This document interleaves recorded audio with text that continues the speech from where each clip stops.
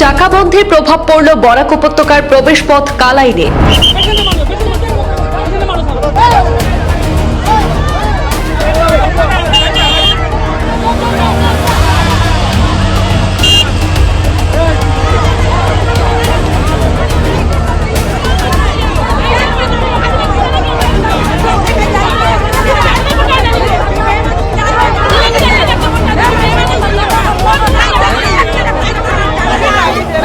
নম্বর জাতীয় সড়কের কালাইন বাজার পয়েন্টে বিভিন্ন সংগঠনের অবস্থান বিক্ষোভ।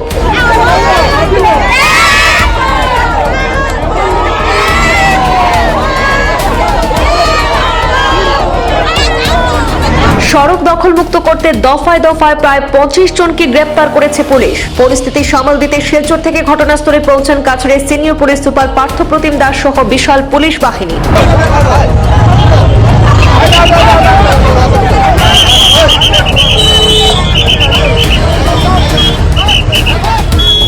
মোটর ইউনিয়ন এবং শ্রমিক ইউনিয়নের ডাকা বন্ধের ডাকে দেশ জুড়ে ব্যাপক সাড়া মিলেছে। তারই প্রভাব পড়েছে বরাক উপত্যকার প্রবেশপথ কালাইনেও। 6 নম্বর জাতীয় সড়কের কালাইন বাজার পয়েন্টে সকাল 7টা থেকে বন্ধের প্রভাব স্পষ্ট হয়ে ওঠে। আশাকর্মী, অঙ্গনওয়াড়ি, রাঁধুনি কর্মী, শ্রমিক মজদুর ইউনিয়ন সহ বিভিন্ন রাজনৈতিক এবং অরাজনৈতিক সংগঠনের কর্মকর্তারা সড়ক দখল করে অবস্থান বিক্ষোভে বসেন। পরিস্থিতি সামাল দিতে বিশাল পুলিশ বাহিনী মোতায়েন করা হলেও প্রথম পর্যায়ে আন্দোলন প্রতিহত করা সম্ভব হয়নি। পরিস্থিতির গুরুত্ব বিবেচনা করে শিলচর থেকে ছুটে আসেন কাছাড়ের senior police super Parthapratim Das. দীর্ঘ সময় ধরে দফায় দফায় আলোচনা চললেও জাতীয় সড়ক দখলমুক্ত করতে রাজি হননি আন্দোলনকারীরা। এক পর্যায়ে আন্দোলনকারীদের সঙ্গে পুলিশের ধস্তাধস্তির ঘটনাও ঘটে। বাধ্য হয়ে পুলিশ প্রথম পর্যায়ে প্রায় 25 জন আন্দোলনকারীকে গ্রেপ্তার করে থানায় নিয়ে যায়। পরবর্তীতে সকাল প্রায় 10:30 পর্যন্ত দফায় দফায় আরও গ্রেপ্তারির মাধ্যমে জাতীয় সড়ক অবরোধ মুক্ত করা হয়েছে বলে জানা গেছে।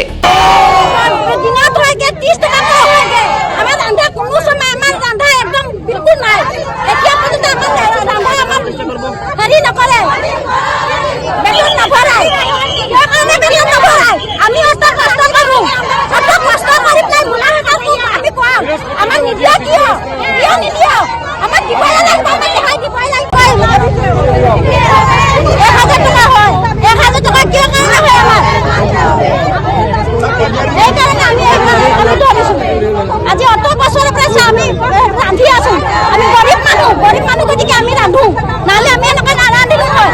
আমি যদি ধনী হোৱা যায় আমি নাৰান্ধিলো হয়। হ্যাঁ, এতিয়া কিমান দৰমহা পায়? এতিয়া পায় ওই 1000 হয়, মাহেকত 1500 টকা হয়, 1500 টকা নিদিয়ে। আমরা ইয়ার এরপরে সরকারে আমরা রে 2 টাকা মজুরি দিতে চায় না, এরপরে আমরা রে অত্যাচার করতে বহুত পুরানো করিয়ার বহুত দিন আমরা ভ্রমণ করিয়ার শান্তি শৃঙ্খলা নিয়ম ভাবে দেখতে পাবো। আগে অ্যারেস্ট করতে করে না কেন? মানে আপনার ধর্মঘট করছে, অ্যারেস্ট করতে লাগবো পুলিশ ডিপার্টমেন্ট কামও ওটা অ্যারেস্ট করে রাখা। কোনো অঘটন নাই না? কেইজন মান এৰেষ্ট কৰিলে? আমি জাষ্ট ডিটেইন কৰিছোঁ। কেইজন কৰি এতিয়ালৈকে 25 মান হ'ব। আমাৰ নোটিছ দিয়া সমস্ত ভারতবর্ষে সাধারণ ধর্মঘট, শ্রমিক কৃষকের এই ধর্মঘট এবং এই ধর্মঘটের সাথে সামঞ্জস্য রেখে আমরা কালাইনে অঙ্গনওয়াড়ি ওয়ার্কার, হেল্পার, আশাকর্মী এবং মধ্যাহ্নভোজন, নির্মাণ শ্রমিক, অল কাচার, আসাম কৃষি শ্রমিক ইউনিয়ন, তারপর সারাবার কৃষক সভা, নির্মাণ শ্রমিক, এইভাবে সমস্ত শ্রমিক, কৃষি শ্রমিক সংগঠনের নিয়ে আজকে বিরাট একটা আমরা মিছিল করছি। প্রায় 350 মতো কালাইন বাজার আমরা পরিক্রমা করছি 9 দফা দাবির ভিত্তিতে। তারপরে আমরা কালাইন টেমাজাতে আমরা একটা বিরাট ধরনের একটা সমাবেশ করছি। এই সমাবেশে ধ্বংস করার জন্য বিভিন্ন ধরনের প্রতিক্রিয়াশীল শক্তি সহ প্রশাসনিক শক্তি এসে আমাদেরকে সাংঘাতিকভাবে হয়রানি করা হয়েছে। আমাদেরকে দরপাক্কর করে থানাতে আনা হয়েছে। থানাতে হওয়ার কোনো জায়গা নাই এবং কিছু আমরা অ্যারেস্ট করিয়া তাদেরকে বিভিন্ন জায়গাতে নিচে রাস্তার মোড়ে ছেড়ে দেওয়া হচ্ছে। আবার এই শ্রমিকরা কীভাবে আইব অ্যারেস্টের নমুনাটা কি আজকে আমরা এটা তীব্র নিন্দা করি এবং ঘৃণা করি।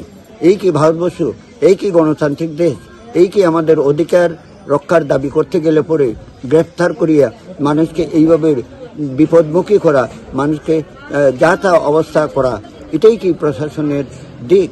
আমরা ধিক্কার জানাই, ঘৃণা করি। অন্যদিকে যে দাবিগুলো নিয়ে আমরা আজকে লড়াই সমস্ত ভারতবর্ষ জুড়ে, সেই দাবিগুলো হলো শ্রমিক স্বার্থ বিরোধী শ্রমকোড বাতিল করতে হবে। এই যে শ্রমিকদের উপরে বিভিন্ন ধরনের আজকে যেটা বাস্তবে আমরা কিছু পাইলাম, প্রশাসনও দেখা যায় শ্রমিকদেরকে যা তা অবস্থা ব্যবহার করে। এই গরিব মানুষ, গরিব শ্রমিকের উপরে আজকে দেশের মধ্যে কাজ নাই, অর্থাৎ রাজ্যের মধ্যে কাজ নাই, অন্য রাজ্যে গিয়ে কাজ করতে গিয়ে মানুষের মৃত্যুবরণ করে, কিন্তু দেশের মধ্যে কোনো ইন্ডাস্ট্রি ঠিক মতো নাই যে শ্রমিকরা কাজ করবো। আর এই শ্রমিকরা কাজ করলে পরে শ্রমিকের উপরে বিভিন্ন ধরনের অন্যায়, অত্যাচার, নিপীড়ন, নির্যাতন করা হয়। অন্যদিকে কৃষকের ফসলের সহায়ক মূল্য দেওয়ার জন্য আমরা বারবার দাবি করছি। এখন বলছি আমরা যে কৃষকের সহায়ক মূল্যের একটা আইন প্রণয়ন করে, অর্থাৎ তাদের যে অধিকার, সেই অধিকারটা প্রদান করতে হবে। এমএনরেগা পুনরায় চালু করতে হবে। বছরে 200 দিনের কাজের ব্যবস্থা করতে হবে, যাতে শ্রমিকরা কাজ করে জীবিকা নির্বাহ করতে পারে। প্রকল্পভিত্তিক শ্রমিক যারা, এটা ভেরি ইম্পর্টেন্ট একটা প্রশ্ন। প্রকল্পভিত্তিক আজকে অঙ্গনাদি, আশা, মিড ডে মিল, এইভাবে প্রকল্প ভিত্তিক শ্রমিকরা, তাদেরকে শুধু হয়রানি করা হয়। তাদের এই আন্দোলনের ফলে খুব কষ্টে তারা 500 টাকা বাড়ায়, তো কোনো রকম 200-250 টাকা এইভাবে বাড়ায়। আমরা কইছি যে না, এই প্রকল্পভিত্তিক শ্রমিকদেরকে সরকারিকরণ করতে হবে, অর্থাৎ সরকারের স্বীকৃতি প্রদান করতে হবে এবং তাদের যে যেটা বেতন যেটা সেটা বৃদ্ধি করতে হবে। এইভাবে চা শ্রমিকদের 660 টাকা করে মজুরি দেওয়ার জন্য আমরা দাবি করছি। নির্মাণ শ্রমিকদের পেনশন সহ সমস্ত সুযোগ সুবিধা নিয়মিতকরণ করতে হবে। এই যে ডিমান্ডগুলা অত্যন্ত প্রয়োজনীয় এবং যেগুলা শ্রমিকদের বিশেষ প্রয়োজন, ওই দাবিগুলা নিয়ে আজকে সমস্ত ভারতবর্ষ জুড়িয়া বন্ধ। পরিবহন শ্রমিকের সামাজিক সুরক্ষা প্রকল্প চালু করার জন্য আমরা এই দাবিগুলো আমাদের আছে। ভোটার লিস্টে বিশেষ সংশোধনের করে যে ভারতীয় নাগরিকদের ভোটাধিকার করা হয়, সেটা বন্ধ করতে হবে এবং যারা দোষী তাদের কঠোর শাস্তি দিতে হবে। রাষ্ট্রায়ত্ত শিল্পগুলা বেসরকারিকরণ করা হয়। রাষ্ট্রায়ত্ত যত শিল্প আছে, যত ইন্ডাস্ট্রি আছে, এইগুলা বেসরকারি পুঁজিপতির হাতে তুলে দেওয়া হয়। পুঁজিপতির হাতে তুলে দিলে পরে আজকে সমস্ত পুঁজিপতির হাতে তুলে দেওয়ার পরে আজকে দেখা যায় কি, যে শ্রমিকরা তাদের যে অধিকার, সেই অধিকার থেকে তারা বঞ্চিত হয়ে যায়। তাদের যে আওয়াজ দেওয়া, যেটা যে বেতন বৃদ্ধি বা সরকারিকরণ বা তাদের যে বীমা, তাদের নিরাপত্তা ইত্যাদির জন্য যে আওয়াজ দিত, সেই আওয়াজের উপরে গণতান্ত্রিক অধিকার আছে তার দাবি জানানো, সেইটা তারা কর্ম করে এবং সেইটার উপরে আজকে সরকারের যে প্রশাসন লেলিয়ে দিয়ে গরিব শ্রমিকের উপরে যেভাবে নির্যাতন, যেভাবে আজকে আমরা এই জায়গার থেকে 300 জনের মধ্যে সামান্য কিছু অ্যারেস্ট করছে এবং তার পুলিশ বাহিনী দিয়ে যেমনি খুশি এমনিতে রাস্তার এই পাশে কিছু ওই পাশে কিছু নিয়ে রাস্তার মধ্যে ছেড়ে দেয়। তার একটা নির্দিষ্ট স্থান নাই যে ওই স্থানে সবাই রাখবো। আজকে যদি পুলিশে এইভাবে নেওয়ার পরে রাস্তাঘাটে কেউ মারা যায়, তার জন্য আমরা মনে করি দায়ী থাকবো প্রশাসন।